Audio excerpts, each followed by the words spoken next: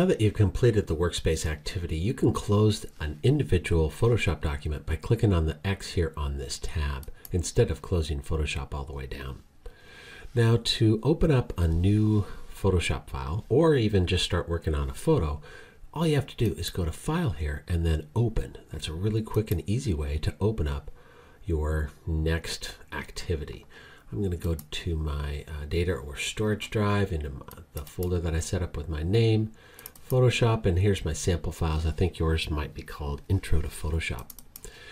You're going to have each of these different files, and when you're ready, let's say I want to work on the turtle, all you have to do is double click on it, and now it's open in Photoshop.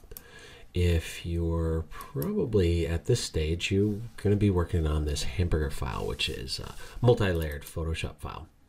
Next thing I wanted to show you is, I don't know why this isn't the default, but when you go grab the Move tool, see how I have these little handles? You probably don't. And that lets me resize it or rotate it, or, well, rotate it. It's a little hard to see it rotating, but yeah, you can see it. Okay, so how do you get those little handles? Well, let me finish this transformation. See, there's this little checkbox right up here in the options bar. It says Show Transform Controls. So that's off, that's on. And I guess sometimes when you're zoomed in, those handles can get in the way. That's why it's turned off, but I like to leave it on pretty much all the time. So that's how you turn it on.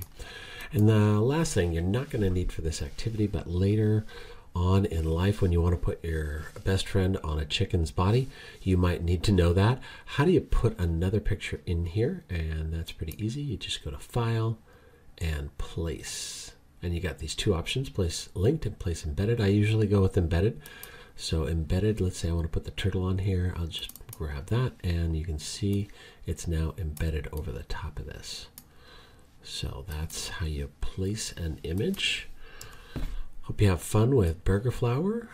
And now you know how to show the transform controls and open up images.